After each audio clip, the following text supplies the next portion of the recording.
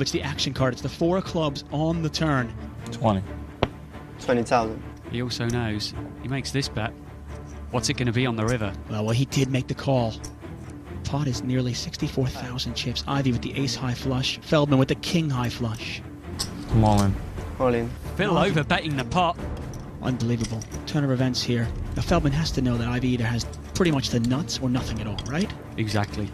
Pot is 165,000. Cool. Oh, and he calls! He makes the call. I've seen him make a the- few calls in the past. I wasn't surprised that he did it. That's a big, big pot and a big, big blow for Andrew Feldman.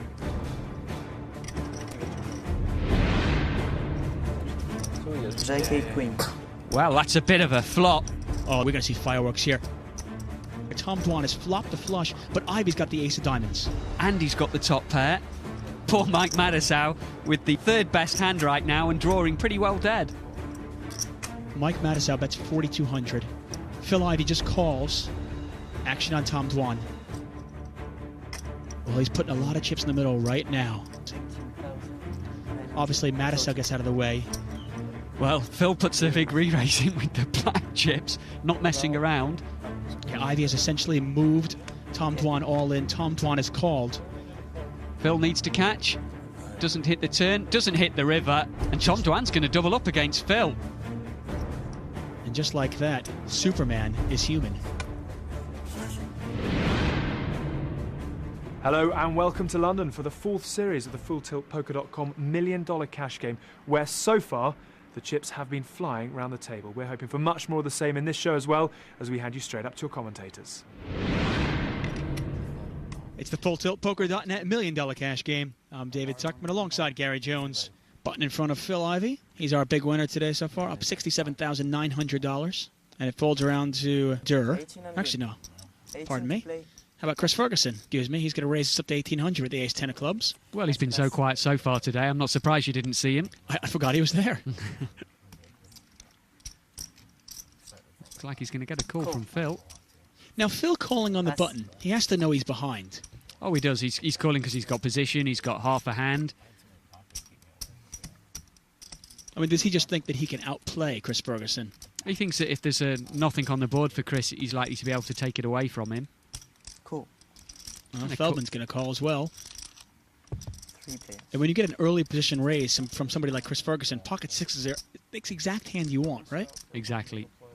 7 queen. Not now, but 5 hours. Well, no extra pairs for anyone, but there are 2 clubs for Chris. I'm not terrible. Yeah, nothing there for Ivy, but it's not a bad flop for Andrew Feldman either. He flops 2 pair. Yeah, only really a queen he's likely to be worried about here. Of course, you could also be worried about the fact that Chris Ferguson's raised out of first position. He could have any kind of pair. Yeah, obviously Chris Ferguson could have a big pair in his hand, but at the same time you wouldn't put him on a 7. And you think, okay, well, there's only one overcard out there to my sixes. But if he calls, he's going to be out of position. He doesn't know what's going to come on the turn in the river.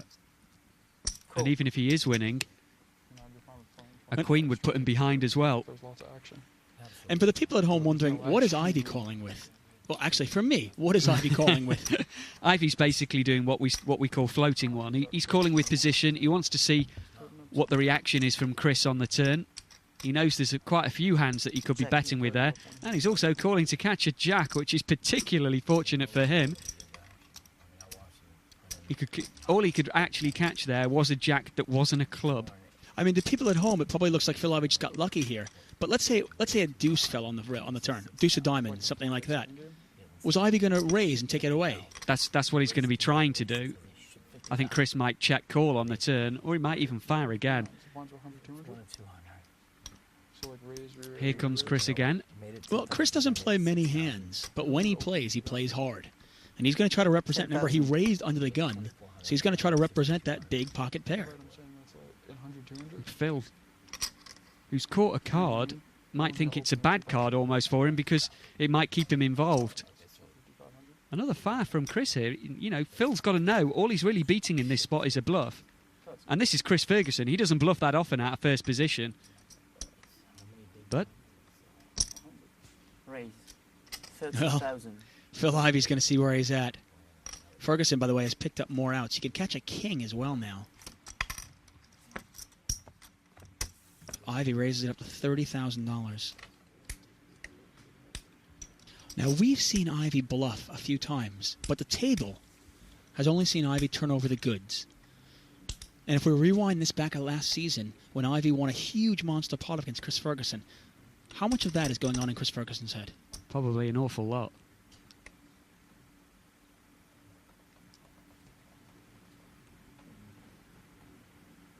Ferguson always deliberate about every decision he makes at the poker table, obviously thinking this one through. If he calls 20,000 here, what happens on the river? Andrew Feldman watching on. Now, pot is 55,100. Action on Chris Ferguson. I think he could do anything of all three plays in this spot.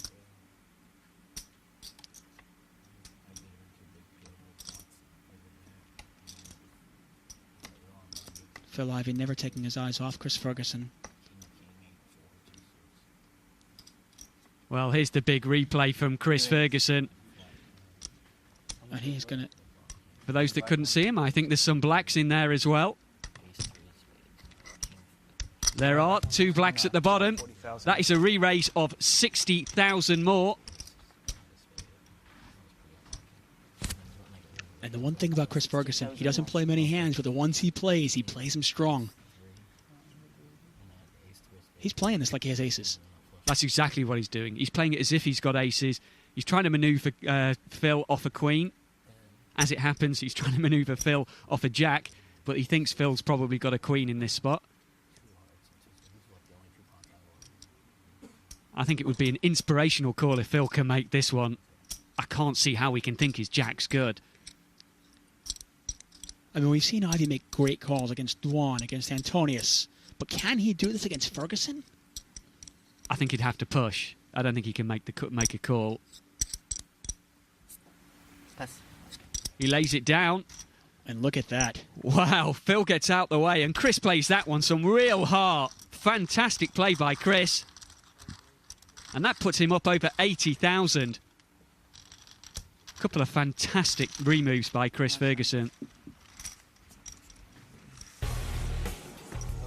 And we take a look here. Chris Ferguson on top of the leaderboard now, up $81,600. Tom Dwan in second place, up $62,000. Phil Ivey dips a little bit, still up $32,000. But our big losers, Patrick Antonius and Andrew Feldman, each down over $80,000.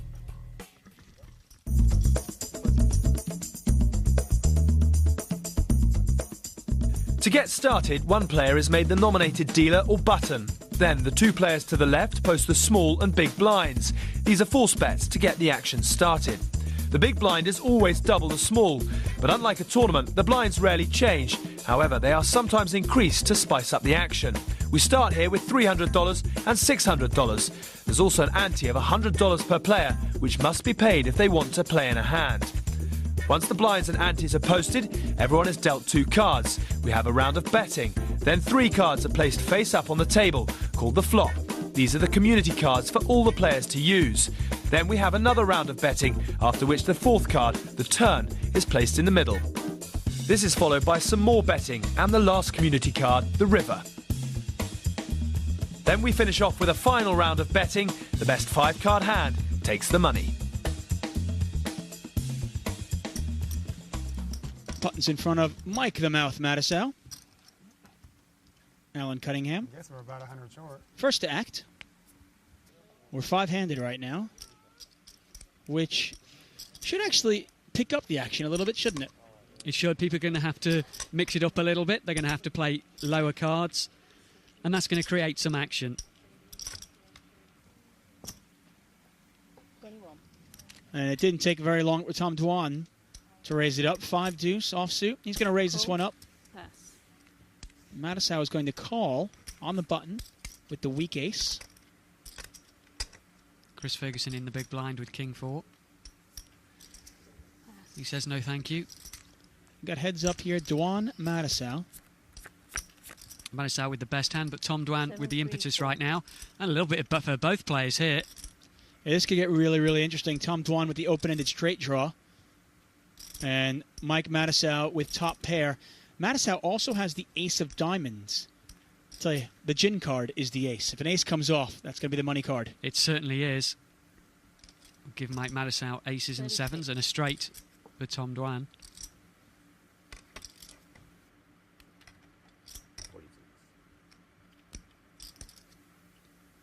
Looks like a re-raise to 12,000. Mattisau going to raise this up. He's got top pair, but his hand is vulnerable to any overpair. Yeah, it's going to be interesting to see how Tom decides to play this. Pot is now 21,300. It's 8,400 to call. If you're Dwan, how do you play this? Well, he does have a couple of options here. He can flat call to try and improve and maybe beat a big hand. He's not going to get a lot of money if a 6 comes down, so I'm not actually that big of a fan of the flat call. What he could do, of course, is make the pressure play with a redraw. But he's just going to do the flat call.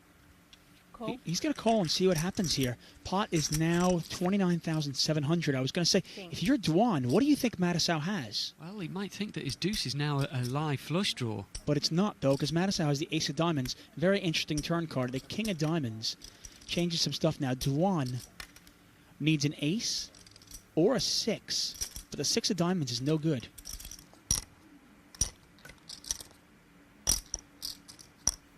$16,000. If Tom gives Mike 16. a hand like 9s or 10s, he might think he can put pressure on with that king.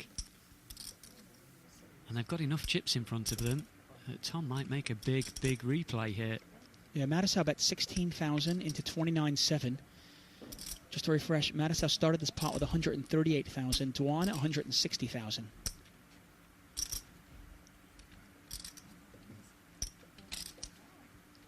It was just a matter of time for Dwan and Mattisau to get tangled up in a pot.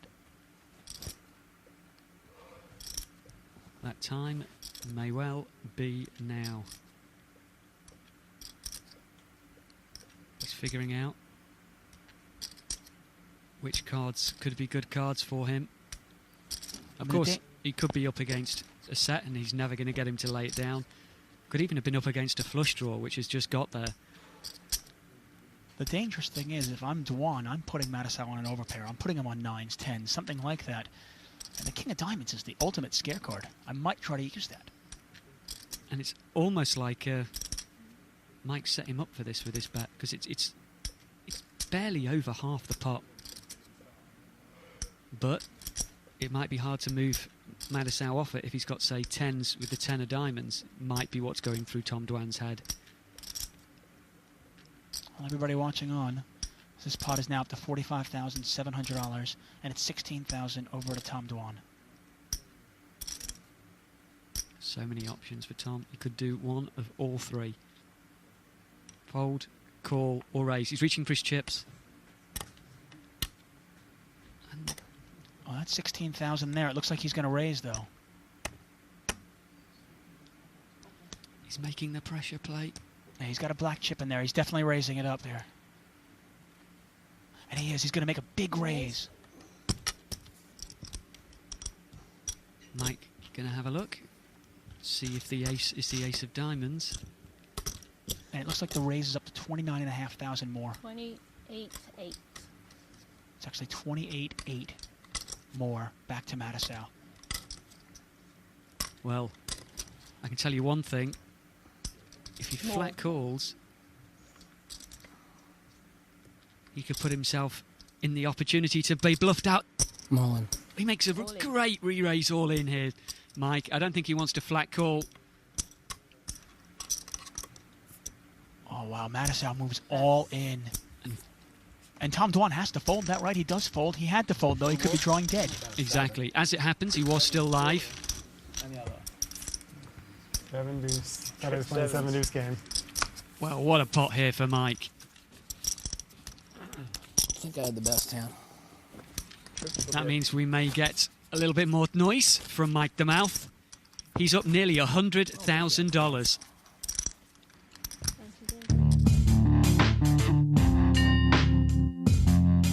Eric Seidel's just raised it up. I knew he had aces pre-flop. I was looking to flop something big. We were both playing pretty deep, and I flopped 2 pair. And that is a great start for Mike Mattisau. I let out, and he raised me, and I put a pretty big re-raise in and got him to commit. 90,000 with one pair. I'm all right. All in. And Seidel moves all in. Cool. Seidel moves It's all all in in. and a call. Hold on a second. This is going to be the biggest pot we have seen so far. You want me to give you insurance? They were offering me insurance. I didn't even know what insurance meant, but I would have took it if I could have. What have you got insurance? Hang on 1 second. All right, just go. Forget it. One time. Let's go. One time. I even knew it. I kept yelling, I'm going to lose, I'm going to lose. 'Cause I was so negative at the time. 'Cause I used to just lose every hand I played in poker. And the river's a 7. I cannot believe it. My lucky poker. That's why I want to do something. You guys don't know how bad I run in poker.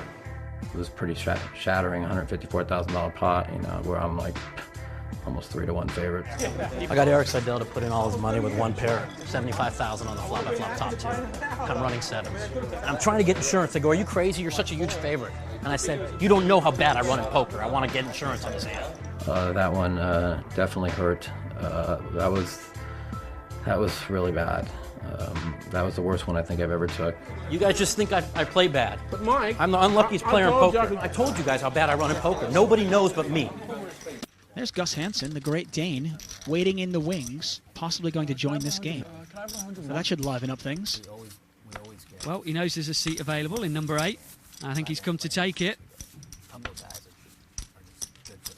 Hey, Gus. Well, that should liven up things. And you know a few things about Gus Hansen, the Great Dane? Yeah, I played with him a little bit before. Very, very strong player, both in the tournament circuit and in cash games. Helmuth chickened out of showing up. So. How is the dynamic of this game going to change now that Gus Hansen's there? Yeah, Well, we've got a couple of walkers with Phil Ivey and Patrick Antonius, and they probably felt that it was a good opportunity for them to mix it up, maybe steal a few pots that they might not have been able to do before. But Gus Hansen could be the new table policeman. He could be looking them up, keeping them honest.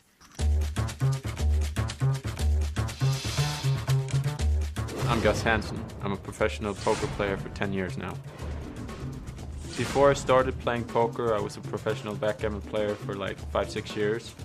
A couple of friends of mine played a lot of poker, and it seemed like an interesting game. A lot of big tournaments, a lot of money, a lot of action. So I decided to give it a try, and now we're here.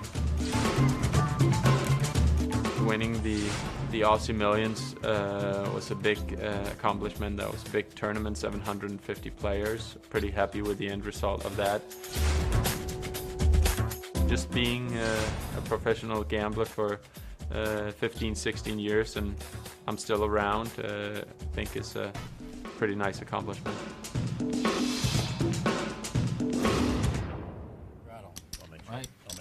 Well, just that we got Gus Hansen to the table. Tom Dwan decided to buy in for a little bit more. He had dipped down to about $81,000. He figured that wasn't enough, so he bought in for another $100,000. He's now up to $181,000, but he's down 19 for the day.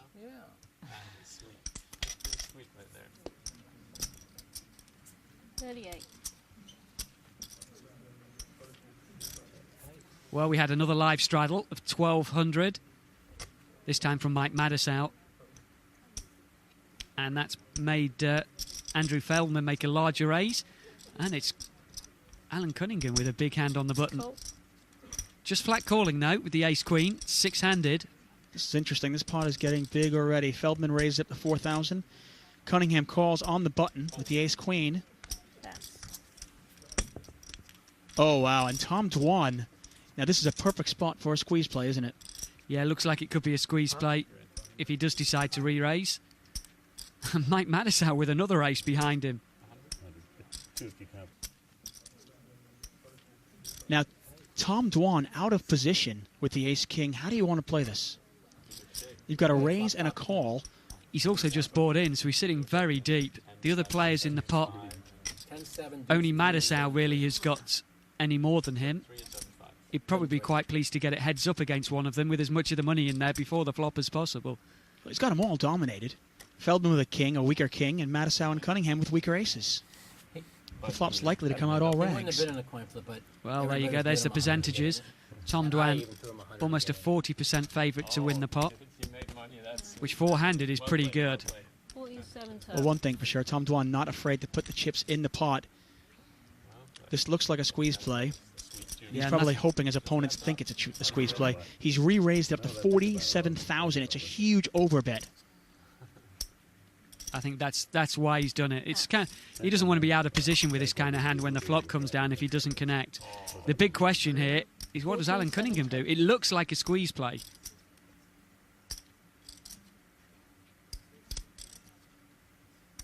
He's only really dominated by ace-king, he's feeling. Of course, there could be kings or aces or even queens. But Tom Dwan's got such a large range of hands that he could do this. It could just be a squeeze play. And of course, when you start thinking about the hand range that Tom Dwan could have, and you go, okay, well, he probably doesn't have aces or kings. But would he bet that large? And you go, well, I guess he could have queens, he could have ace-king, but he could also have nothing at all. I'll go all in. Well, he said he's going to go all in. So all in. Cool. And Tom calls. He's not going to like it when he sees it, Alan Cunningham. Yeah, the wince. He's not happy at all, and he's in bad shape. He's about a 3-to-1 dog. King 10. 5-9-2. There's the flop, 9-5 deuce. Not much there for Cunningham at all. He needs a queen, or he is going to go felt. King 10. I was calling you. Pot is $145,000. A 10's gonna come. Here comes the turn. Turn is a 10 of He diamonds. he knows the 10 was coming. That doesn't change anything. Still only a queen for Alan. Madisau had ace-9. He would have gone in front on the turn, and a king 10 hits on the turn. And the river's a 10 as well. Why don't I go with my gut? So Alan Cunningham loses $70,000 in that pot. Good time to pull up for Tom Dwan. Not that it really mattered. I think he actually had Alan Cunningham covered. It's more fun that way, you know? 6 players at the poker table, including some of the biggest names in poker: Gus Hansen, Alan Cunningham, Chris Ferguson, Tom Dwan, Mike Madisau, and Andrew Feldman. Alan Cunningham now down $100,000. He has rebought for another $100,000. Pass. We're on count. He's probably coming here tonight. Ferguson not going to play. Alan Cunningham in there with the ace, jack of hearts, and he is going to play. He makes it 2,000. Pass. Now, he just lost a big pot, and a lot of players might think, okay, just have to lose a big pot, maybe you're tilting. I doubt Alan Cunningham does tilt. Well, Tom Dwan with ace-king against him again. It's the very next hand. Can't imagine Mike's going to be involved for these fireworks. No, Mike is as good as out as this one. Tom Dwan, though, is going to re-raise it. 7-7. Madisau does fold, and it's back to Cunningham, and he's got to wonder, is this guy just picking on me now, or does he have it again? I mean, it couldn't have worked out any better for Tom Dwan. No, exactly. Cool. Well, he calls. Not going to want to see an ace, not unless it includes a jack on the board. Here comes the flop. 6-6-6. It's a devil's hand. 6-6-6 on the board. Changes nothing, apart from a 6 becomes a split pot, as does an ace. Pot is 16,700. Something very, very spooky about that flop.